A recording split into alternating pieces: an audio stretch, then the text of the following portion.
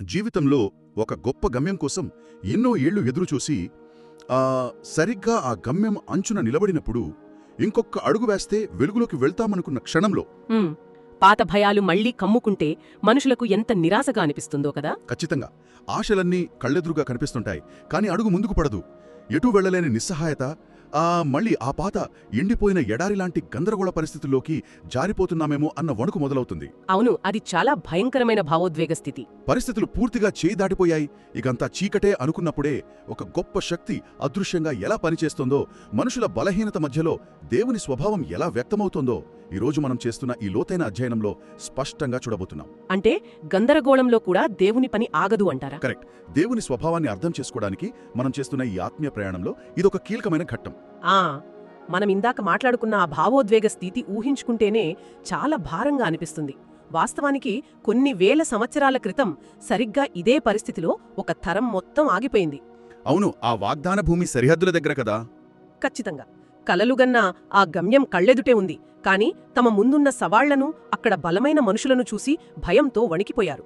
ఆ ప్రాథమికమైన మనుగడ పోరాటం, ఆ భయం వారిని అడ్డుకుంది. ఆ పాతతరమంతా అడుగు ముందుకు వేయలేక ఆ ఎడారిలోనే రాలిపోయారు కదా. అది నిజంగా ఎంతో విషాదకరమైన ముగింపు.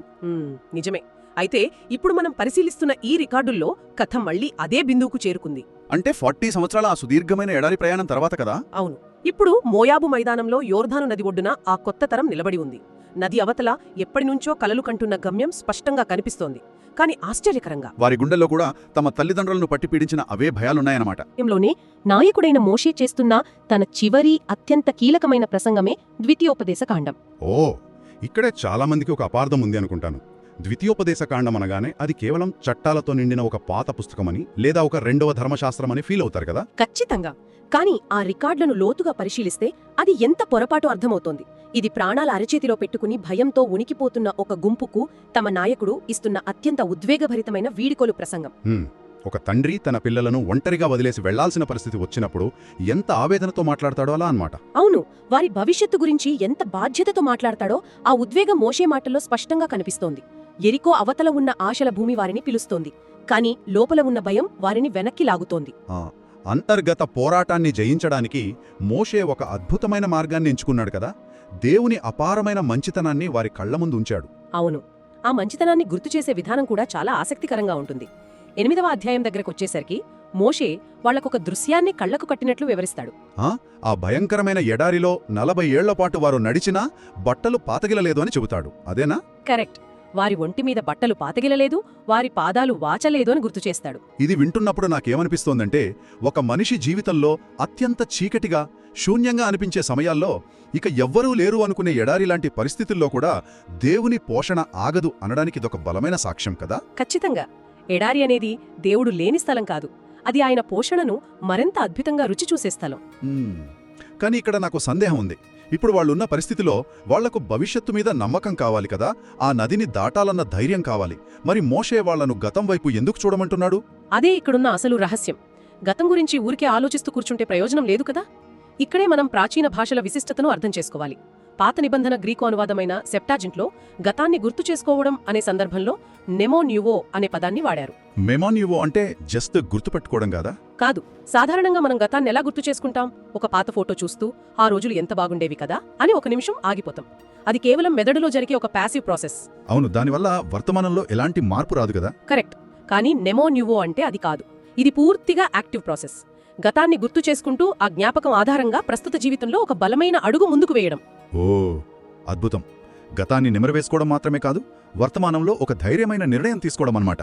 అవును, గతతరం వాళ్లు ఆ ఎర్ర సముద్రం దగ్గర దేవుడు చేసిన అద్భుతాన్ని మర్చిపోయారు కాబట్టే భయపడ్డారు. జ్ఞాపకం మస్కబారితే భయం పెరుగుతుంది. అందుకే మోషే ఆ మెనిమోన్యువో అనే ఆయుధాన్ని వాడుతున్నాడు. చాలా స్పష్టంగా అర్థమవుతోంది. అంటే ఇది ఒక తండ్రి మరియు పిల్లాడి మధ్య జరిగే సంభాషణ లాంటిదనుకోవచ్చా? ఒక పిల్లాడు మొదటిసారి బడికి వెళ్లడానికి లేదా సైకిల్ తొక్కడానికి భయంతో వణికిపోతున్నాడనుకుందాం. మంచి పోలిక. అప్పుడు తండ్రి పిల్లాడితో, కిందటిసారి నువ్వు పడిపోతున్నప్పుడు నేను నిన్ను ఎలా పట్టుకున్నానో గుర్తుంది కదా, అప్పుడు నిన్ను పట్టుకున్న చేతులే ఇప్పుడు కూడా నీకు తోడుగా ఉంటాయి అని గతాన్ని గుర్తు చేస్తాడు కదా. ఖచ్చితంగా. తండ్రి అలా చెప్పడం వల్ల పిల్లాడు ఊరికే గతాన్ని తలుచుకుని కూర్చోడు కదా. అవును, తనకు రక్షణ ఉందన్న ధైర్యంతో సైకిల్ ఎక్కుతాడు. బహుశా మోషే వాళ్ల గతాన్ని గుర్తు చేస్తుంది కూడా దేవుణ్ణి నమ్మకత్వాన్ని వాళ్లు గ్రహించి ఆ యొర్దాను నదిని దాటాలనే కదా. ఆ మెమునువో అనేది వారిని కదిలించే ఒక చోదక శక్తి అన్నమాట. పెర్ఫెక్ట్గా విశ్లేషించారు. అయితే దేవుడు ఆ గతాన్ని గుర్తు చేసింది కేవలం ఆ క్షణంలో వారిలో ధైర్యం నింపడానికే కాదు, మరెందుకు? తన నమ్మకత్వాన్ని రుజువు చేసి వారితో ఒక శాశ్వతమైన నిబంధన చెయ్యడానికి, భయం స్థానంలో ప్రేమను ప్రతిష్ఠించడానికి. ఇక్కడి నుంచే మోషే ప్రసంగం ఒక కొత్త మలుపు తిరుగుతుంది. అంటే గమ్యాన్ని చేరుకోవడం మాత్రమే ముఖ్యం కాదు అంటారా? అవును, గమ్యంలో వారు దేవునితో ఎలా జీవిస్తారు, వారి హృదయస్థితి ఎలా ఉంటుంది అనేది ముఖ్యం. అందుకోసమే దేవుడు వారితో ఒక నిబంధన చేస్తున్నాడు. ఇక్కడ మనం ఒక ప్రాముఖ్యమైన వాక్యాన్ని గమనించాలి. 6వ అధ్యాయంలో ఉందే అదేనా? కరెక్ట్. 6వ అధ్యాయం 4వ వచనంలో ఉన్న ఈ వాక్యాన్ని యూదులు షెమా అని అత్యంత భక్తితో పిలుస్తారు. వినుము ఇశ్రాయేలు, నీ దేవుడైన యెహోవాను నీ పూర్ణ హృదయంతో, నీ పూర్ణ ఆత్మతో, నీ పూర్ణ శక్తితో ప్రేమించాలి అని అక్కడ రాసి ఉంది. బైబిల్ చరిత్రలోనే అత్యంత కీలకమైన వాక్యాల్లో ఇదొకటి కదా. కానీ ఈ షెమా అనేది వినడానికి చాలా మధురంగా ఒక కవితలాగా ఉంది. కానీ కొద్దిగా ప్రాక్టికల్గా ఆలోచిస్తే చెప్పండి. ఇందులో పూర్ణ హృదయంతో, పూర్ణ శక్తితో ప్రేమించాలి అని ఉంది కదా. మనుషులు సహజంగా చూపించే ప్రేమ చాలా పరిమితమైంది కదా.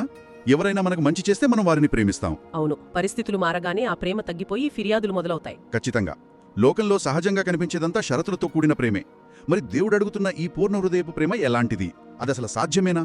అక్కడే దేవుని ప్రమాణాలకు మనుషుల సహజత్వానికి మధ్యున్న అగాధం తెలుస్తుంది. గ్రీకు అనువాదంలో ఇక్కడ వాడిన పదం అగాపావో.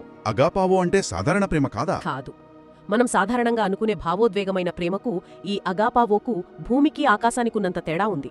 మనుషుల ప్రేమ మూడుని బట్టి మారుతూ ఉంటుంది కదా. అవును, ఆ క్షణంలో ఉన్న పరిస్థితిని బట్టి. కానీ అగాపావో అంటే అది కేవలం ఒక ఫీలింగ్ కాదు, అది ఒక తీర్మానం. మనసు, బలం, ఇష్టం అన్నీ కలగలిపి తీసుకునే ఒక స్థిరమైన నిర్ణయం. ఓ, అంటే ఎదుటి వారిలో ఏముందని కాదు, పరిస్థితులు ఎలా ఉన్నా సరే నేను నిన్ను ప్రేమిస్తున్నాను అని నిలబడే ఒక భక్తి అన్నమాట. కరెక్ట్. దేవుడు మనుషుల నుండి అలాంటి పరిపూర్ణమైన ప్రేమను కోరుకుంటున్నాడు. అలాగే ఈ వాక్యం ప్రారంభంలో వినుము అనడానికి గ్రీకులో అకోవో అనే పదాన్ని వాడారు. ఇక్కడ కూడా మనం లోతుగా గమనించాలి. అంటే ఈ అకోవో కూడా మనం రోజూ వాడే వినడం లాంటిది కాదనమాట. ఏదో చెవిలో పడిందిలే అనుకునే వినికిడి కాదా ఇది? అస్సలు కాదు. మనం తరచుగా అంటుంటాం కదా, మాటలు వింటున్నావు కానీ పనులు చేయడం లేదు అని. బైబిల్ దృక్పథంలో వినడం అంటే కేవలం శబ్దాలను గ్రహించడం కాదు, వినడం అంటే లోబడటం. అద్భుతం. చేతలు లేని వినికిడి అసలు వినడమే కాదనమాట. అవును, దేవుని స్వరాన్ని నిజంగా అకోవో చేసిన వ్యక్తి జీవితంలో మార్పు తప్పకుండా కనిపిస్తుంది. వినడం, చేయడం అనేవి ఒకే నాణ్యానికున్న రెండు ముఖాలు లాంటివి. ఇది చాలా ఆసక్తికరమైన వివరణ.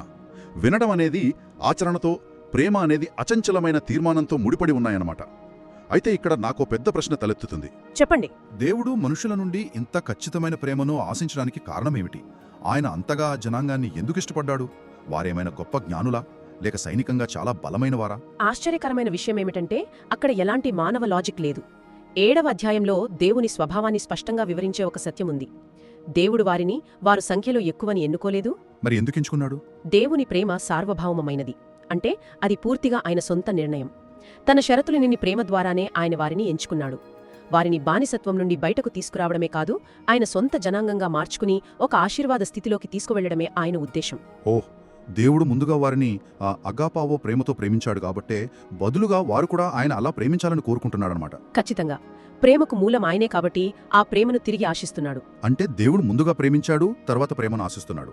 వినడానికి చాలా అద్భుతంగా ఉంది. కానీ ఇక్కడే ఒక ప్రాక్టికల్ సమస్య కనిపిస్తోంది. ఏంటది?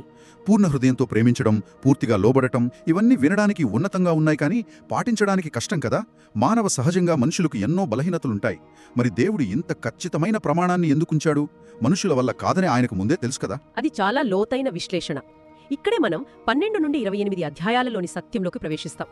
ఆ నియమాలు ఎంత ఉన్నతంగా ఉంటాయో, వాటిని పాటించడంలో మనుషులు ఎలా విఫలమవుతారో అవి చూపిస్తాయి. కానీ ముందుగా దేవుని చట్టంలో ఉన్న గొప్పదనం మనం అర్థం చేసుకోవాలి. అంటే చుట్టుపక్కల ఉన్న ఇతర రాజ్యాల చట్టాలతో పోలిస్తేనా? అవును. ఆ కాలంలో ఐగుప్తులాంటి రాజ్యాల చట్టాలు కేవలం రాజులను, ధనవంతులను మాత్రమే కాపాడేవి. బానిసలకు ఎలాంటి విలువ ఉండేది కాదు. కానీ దేవుని చట్టం సామాజిక న్యాయానికి పెద్దపీట వేసింది. ఇందులో వాడిన మరో ముఖ్యమైన పదం ఓర్ఫానోస్. ఓర్ఫానోస్ అంటే ఆంగ్లంలో ఆర్ఫన్ అనే పదం దీని నుంచే వచ్చిందా? అనాథలు అనే అర్థం వస్తుందా? పర్ఫెక్ట్, సరిగ్గా చెప్పారు. ఓర్ఫనోస్ అంటే అనాథలు, వితంతువులు, సమాజంలో దిక్కులేనివారు. ఆ ప్రాచీన కాలంలో వీరికి ఎలాంటి హక్కులు ఉండేవి కావు కదా. కాని దేవుని చట్టం ఏ రక్షణ లేని వారికి అండగా నిలబడింది. వావ్!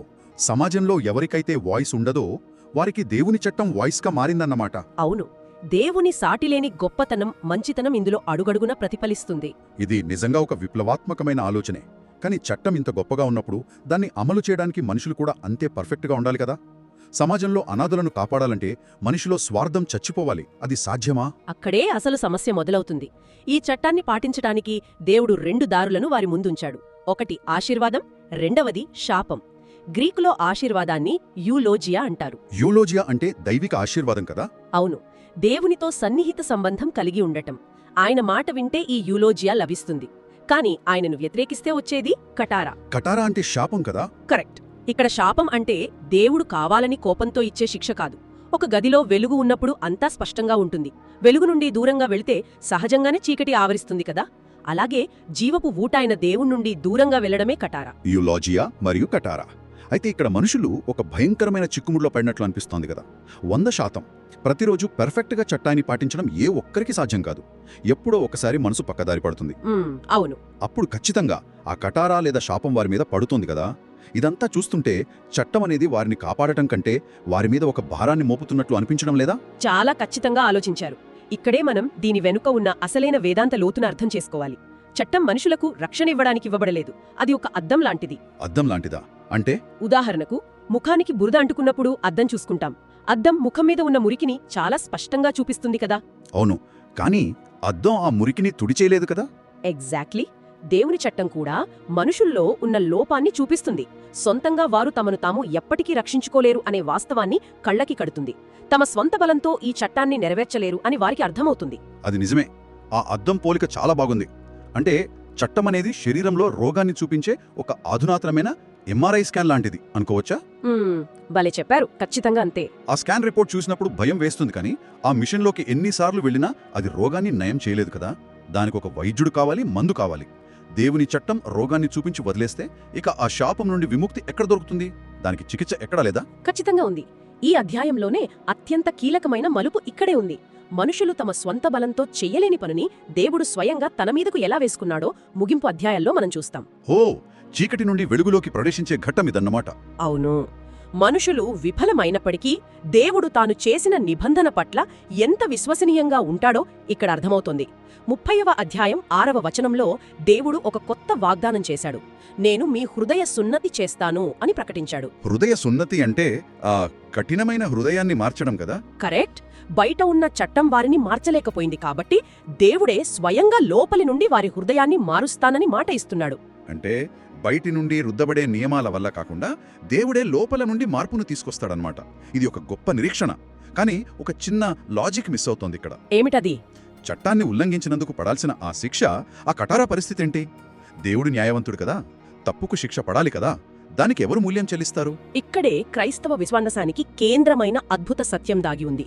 ఈ పూర్తి పుస్తకం, ఈ నియమాలన్నీ అంతిమంగా ఒకే ఒక వ్యక్తి వైపు చూపిస్తాయి. ఆయనే యేసుక్రీస్తు. అద్భుతం. మనుషులు ధర్మశాస్త్రాన్ని పాటించలేక ఎప్పుడైతే ఆ కటారాకు గురయ్యారో దేవుడే మనిషిగా వచ్చి ఆ శాపాన్ని సిలువకై తన మీదకు తీసుకున్నాడు. చట్టం విధించిన కటారా అంతా ఆయన భరించాడు. అంటే పగిలిపోయిన మానవాళికి ఆ యూలోజియా అనే ఆశీర్వాదం ఉచితంగా లభించిందనమాట. అవును. మనుషులు పొందాల్సిన శిక్షను దేవుడు భరించి క్రీస్తుకు దక్కాల్సిన ఆశీర్వాదాన్ని మనుషులకు ఇచ్చాడు. ఒక గొప్ప మార్పిడి ఇక్కడ జరిగింది. వావ్, ఇది నిజంగా ఆలోచనా విధానాన్ని పూర్తిగా మార్చేసే విశ్లేషణ. అంటే దీని అర్థం, రక్షించబడటానికి మనుషులు తమ స్వంత బలంతో నియమాలు పాటించడం లేదు. వారు ముందుగానే కృప ద్వారా రక్షించబడ్డారు కాబట్టే ఆ కృతజ్ఞతతో దేవుని నియమాలను పాటిస్తున్నారు కదా. ఖచ్చితంగా. భయంతో శిక్ష తప్పించుకోవడానికి చేసే పనికి, రక్షించబడ్డామన్న కృతజ్ఞతతో చేసే పనికి చాలా వ్యత్యాసం ఉంది. అప్పుడు ఆ అగాపవో అనే ప్రేమ సహజంగానే లోపలి నుండి పుట్టుకొస్తుంది. భారమనిపించిన నియమాలు ఆనందంగా మారతాయి. నిజమే. ఈ లోతైన అధ్యయనం అంతటా మనం గమనించాల్సిన విషయం ఏంటంటే, ఇది కేవలం జ్ఞానాన్ని పెంచుకోవడానికే కాదు, ఇది దేవుని మారని స్వభావాన్ని అర్థం చేసుకునే ప్రయాణం. ఆయన మంచితనం అర్థం చేసుకున్నప్పుడు దేవునిపై నమ్మకం బలపడుతుంది, ప్రార్థన జీవితం ఎదుగుతుంది. ఇది కేవలం వారానికి ఒకరోజు చేసే కార్యక్రమం కాదు కదా. ప్రతిరోజు ఆ సత్యంలో నడవటానికి ఒక మార్గదర్శి. దేవుని పట్ల మన ఆలోచన తీరును ఇది సమూలంగా మార్చేస్తుంది. ఖచ్చితంగా. ఇదంతా వింటున్నప్పుడు ఒక ఆలోచన వస్తోంది. ఒకవేళ ఎవరైనా తమ జీవితంలో ఎటూ వెళ్లలేక ఆగిపోయి పరిస్థితులన్నీ చేజారిపోయాయని, ఆ ఎడారి లాంటి చీకట్లో ఉన్నామని భావిస్తుంటే, వారికి ఈ వాక్యాలు ఒక గొప్ప నిరీక్షణ ఇస్తాయి. ఆ ఎడారి ప్రయాణం జీవితానికి ముగింపు కాదు, అది పగిలిపోయిన హృదయాలను బాగుచేసే బట్టి లాంటిది కదా. కరెక్ట్. ముగింపుగా 33వ అధ్యాయంలో మోషే చెప్పిన మాట గుర్తు చేసుకోవాలి. శాశ్వతమైన దేవుడు నీకు నివాస స్థలము, నిత్యముండు బాహువులు నీ కింది నుండును అని రాసి ఉంది. మన బలం సరిపోనప్పుడు దేవుని శాశ్వతమైన బాహువులు మనల్ని పట్టుకుంటాయి. మరి ఈ రోజు ఈ అధ్యాయం ద్వారా మన శ్రోతలు ఏ కొత్త సత్యాన్ని నేర్చుకున్నారు? దేవుడు మీకు ఏమి బోధిస్తున్నాడు? అవును, ఈ వాక్యం విన్న తర్వాత మీరు తీసుకోబోయే ఆచరణాత్మక అడుగు ఏమిటో మాతో కామెంట్లో పంచుకోండి. ఎక్కడి నుండి వింటున్నారో కూడా చెప్పండి. ఏమైనా ప్రశ్నలు ఉంటే కామెంట్లలో అడగండి. అలాగే తోటి విశ్వాసుల విశ్వాసాన్ని నిర్మించడానికి దీన్ని తప్పకుండా షేర్ చేయండి. వచ్చే లోతైన అధ్యయనం కోసం వేచి ఉండండి. దేవుని అపారమైన కృప, ఆ శాశ్వతమైన బాహువుల భద్రత మనందరికీ సదా తోడై ఉండునుగాక. దేవుడు మిమ్మల్ని దీవించునుగాక.